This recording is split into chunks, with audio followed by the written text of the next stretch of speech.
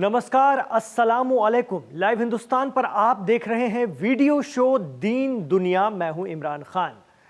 पिछले साल दिसंबर में सीरिया में प्रेसिडेंट बशर अल असद का तख्ता पलटकर हयात तहरीर अल शाम यानी HTS और अबू मोहम्मद जौलानी ने सीरिया में कंट्रोल तो हासिल कर लिया, लेकिन पिछले 7 महीनों में सीरिया उनके कंट्रोल से बाहर होता चला जा रहा है।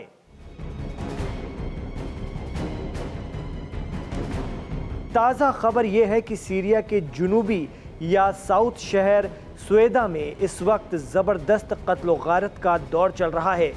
13 जुलाई को सीरिया के द्रूज फिरके और सुन्नी बेदुइन कबीलों के बीच हिंसक या पुरतशद्दुद झड़पों में अब तक 30 से ज़्यादा लोगों की मौत हो चुकी है, जबकि करीब 100 लोग ज़ख्मी हैं। इस तनाव की जड़ें 11 जुलाई की एक वारदात में हैं, जब एक द्रूज व्यापारी को दमिश्क से लौटते वक्त बेदुइन चेक पोस्ट पर रोका गया, लूटा गया और अगवा कर लिया गया। इसके बाद गुस्साए द्रूज लड़ाकों ने जवाबी कार्रवाई की और एक के बाद एक अपहरण और हमले शुरू हो गए। बात इतनी बढ़ी कि स्वेदा की सड़कों पर मुसल्ह या सशस्त्र लड़ाके आमने सामने आ गए।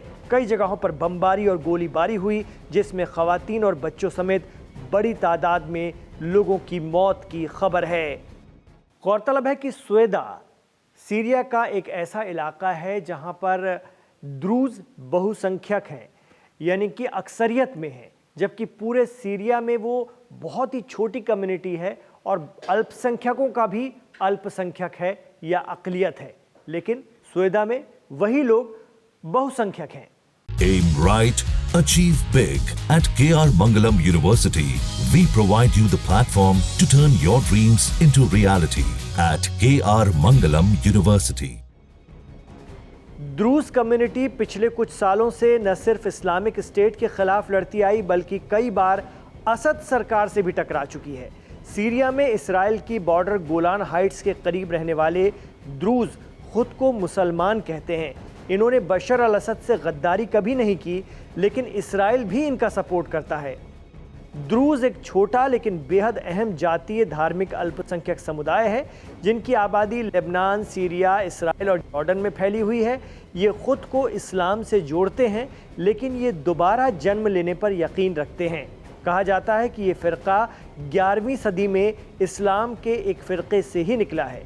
कुछ लोग इन्हें शिया इस्लाम की शाखा बताते हैं, तो मिडिल ईस्ट के जानकार शौकत भारती कहते हैं कि ये शिया कम्युनिटी की कोई ब्रांच नहीं है, बल्कि अपने आप में ही एक अलग फ़िरका है। तो द्रूज कम्युनिटी और सीरिया में जो HTS है, उनके हिमायती लड़ाकों के दरमियान भी अभी पिछले कुछ महीने में भी काफ़ी हल्ला गुल्ला हुआ था और धमाके हुए थे, काफ़ी झड़पें हुई थी और दोनों तरफ से एक दूसरे का कत्ल गारत हुआ था। उस दौरान भी कई लोगों की मौत हो गई थी। इसके बाद इस्राएली PM बेंजामिन नेतन्याहू की सरकार ने द्रूज समुदाय को महफूज रखने की बात कही थी और सीरियाई गुटों को चेतावनी दी थी कि अगर इस समुदाय को कुछ होता है तो नई सरकार के लिए सीरिया में अच्छा नहीं होगा। ऐसे में HTS हिमायती बेदुइन कबीले के साथ इनकी लड़ाई और ताज़ा सूरत हाल बताती हैं कि सीरिया में फिर नई आग लग चुकी है। लेकिन अबू मोहम्मद जौलानी या अहमद अल शरा की सरकार द्रूज लोगों की हिफाजत नहीं कर पा रही है सीरिया में, फिलहाल ये दिख रहा है। मिडिल ईस्ट एक्सपर्ट कहते हैं कि सच्चाई तो ये है कि इस वक्त सीरिया में जिसकी लाठी उसकी भैंस वाले हालात हैं। सभी अपने अपने हिस्से बांट रहे हैं। बशर अल असद के दौर में ये सभी ग्रुप, सभी फिरके कंट्रोल में रहते थे, लेकिन अब बेलगाम हो गए हैं। जानकार तो ये भी कहते हैं कि इसराइल और तुर्की की ये गहरी चाल है। ये मुल्क सीरिया को डिस्टर्ब कराकर उसे आपस में बांटने की फिराक में है। अल-कायदा और दाइश से निकली HTS तो इनके लिए महज मोहरा है। यही वजह है कि इस वक्त सत्तारूढ़ HTS के खिलाफ खड़े रहने वाले द्रूज अब फ़िरकावाराना तशद्दुद का शिकार हो रहे हैं। इसराइल इन्हें सपोर्ट करने की बात कहता है। आरोप लगता है कि गोलान हाइट्स के बाद उसकी नज़र अब सीरिया के सुवैदा इलाके पर है, जहां वो द्रूज समुदाय को बचाने के बहाने कंट्रोल करने की कोशिश कर सकता है। इस बार की हिंसा ने भी साफ कर दिया है कि सीरिया में जातीय और सांप्रदायिक तनाव अब भी काफी गहरा है और माहौल वहां बिगड़ा हुआ है।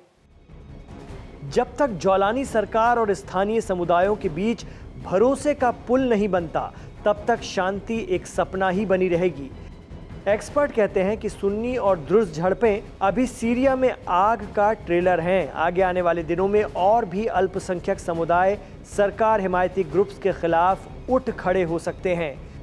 पहले असद समर्थक अलवाइट्स और अब द्रुज़, क्या सीरिया फिर सिविल वॉर का शिकार होगा? पिछले दिनों सीरिया के प्रेसिडेंट अबू मोहम्मद जौलानी को अमेरिका की हिमायत मिली। अमेरिका ने सीरिया पर से सैंक्शंस हटा लिए। सऊदी प्रिंस मोहम्मद बिन सलमान ने खुद जौलानी की मुलाकात ट्रंप से करवाई। बीच में ये खबर भी आई कि जौलानी और इसराइल के अफसरान की गुपचुप मुलाकात हुई है। इसमें सीरिया का गोलान हाइट्स इसराइल को सौंपने की सहमति बन गई है। जौलानी कह चुके हैं कि सीरिया की ज़मीन इसराइल के खिलाफ इस्तेमाल नहीं होने दी जाएगी। ऐसे में द्रुज़ के बहाने क्या सीरिया का सुवैदा इलाका भी जौलानी के हाथ से निकाल ले जाएगा इसराइल? ये बड़ा सवाल है। आपको क्या लगता है, बशर अल असद के जाने के बाद क्या सीरिया के हालात लगातार बिगड़े हैं? क्या अबू मोहम्मद जौलानी हुकूमत सीरिया पर कंट्रोल नहीं कर पा रही है, या उनका जो पास्ट रहा है अल-कायदा से वो निकले हुए हैं, इसके बाद दाइश यानी ISIS का वो हिस्सा रहे हैं, फिर उन्होंने HTS बनाई, हयात तहरीर अल शाम बनाई। क्या यही वजह है कि वो सीरिया की सभी कम्युनिटी को एक साथ लेकर नहीं चल पा रहे हैं?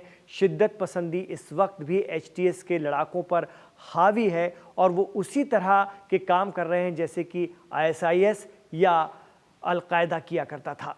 आपको क्या लगता है, सीरिया के हालात क्यों नहीं बेहतर हो पा रहे हैं, जबकि अब तो वहाँ पर एक नई सरकार है और सब कुछ बदल चुका है और बड़े मुल्क भी उसके सपोर्ट में हैं? अमेरिका भी सीरिया के साथ नज़र आता है, जौलानी के साथ नज़र आता है, इसराइल भी नज़र आता है, साथ ही साथ अब तो सऊदी, तुर्की ये शुरू से उनके साथ हैं।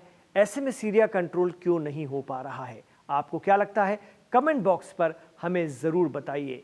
खित्ते में अगर देखा जाए तो गज़ा के बाद जहां सबसे ज़्यादा डिस्टर्बेंस है वो सीरिया ही बनता है, बचता है। ये भी इसराइल का पड़ोसी है। इमरान खान के साथ आप आखिर तक कनेक्ट रहे हैं तो आपका बहुत शुक्रिया करना चाहेंगे। गुजारिश रहेगी, वीडियो पसंद आया है तो इसे लाइक कीजिए, शेयर कीजिए, आगे बढ़ाइए। गुजारिश रहेगी, कमेंट बॉक्स को भरिए, खूब कमेंट कीजिए। जानना चाहते हैं आपसे दीन दुनिया कैसा लगता है, इसमें आप और किस तरह की कहाँ की खबरें देखना चाहते हैं, मिडिल ईस्ट में या और भी कहीं की दुनिया में। आपसे ये भी जानना चाहेंगे कि आप इस वक्त दीन दुनिया शो को दुनिया के किस हिस्से से देख रहे हैं, हमें कमेंट बॉक्स पर ज़रूर बताइए, हमें अच्छा लगता है। गुजारिश रहेगी, हमारे चैनल लाइव हिंदुस्तान को सब्सक्राइब ज़रूर कीजिए। इमरान खान के साथ जुड़े रहने के लिए बहुत शुक्रिया। अपना ख्याल रखिए, अपनी दुआओं में हमें याद रखिए।